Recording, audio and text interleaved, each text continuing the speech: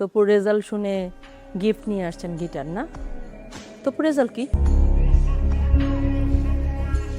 Sorry, মানে তপুর রেজাল্টটা কি?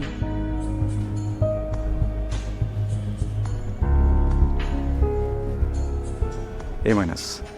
হ্যাঁ, আমি শুনি না। এ মাইনাস। এ মাইনাস রেজাল্টের জন্য আপনি একটা গিটার গিফট নিয়ে আসছেন আমার বাসায়। তামসা করতে আসছেন আপনি? তামসা করতে আসছেন এই বাসায়?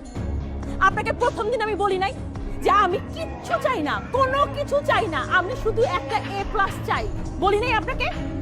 আপনি কোন মুখে একটা এ মাইনাস রেজাল্ট শুনে গিটার নিয়ে আসছেন এই বাসায়? আপনার আমি প্রতি মাসে গুনে গুনে 30,000 টাকা দিছি। টাকাটা তো হালাল ভাবে কামাই করতে হয়, তাই না? হালাল ভাবে কামাই করতেন। এ মাইনাস পাইছে আমার ছেলে। আপনি জানেন আমার বোন আমাকে ফোন করে আজকে এক কথা শুনাইছে যে এত ভালো একটা টিচার রাখছো, কই তোমার ছেলে তো এ প্লাস পাইলো না, আর আমার ছেলে টিচার ছাড়াই এ প্লাস পাইলো। এই কথা শুনতে আমার ভালো লাগছে।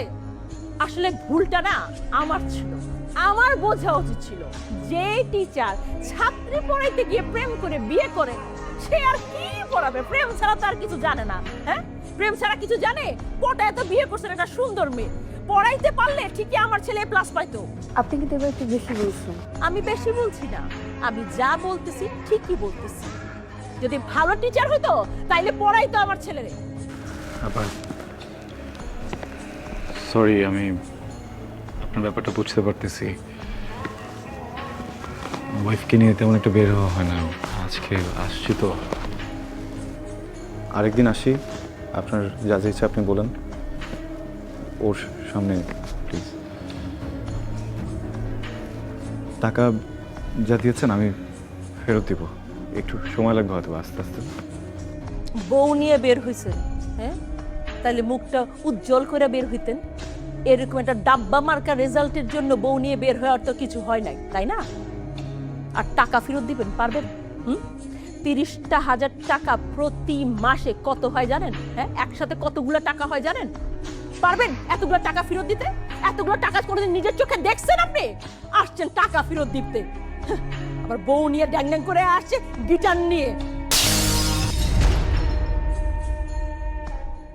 তপু, আই আই তপু, আই তপু।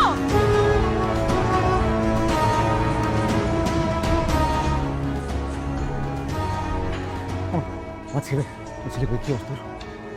তবু কই? চলো। লাভ নেই। কেন?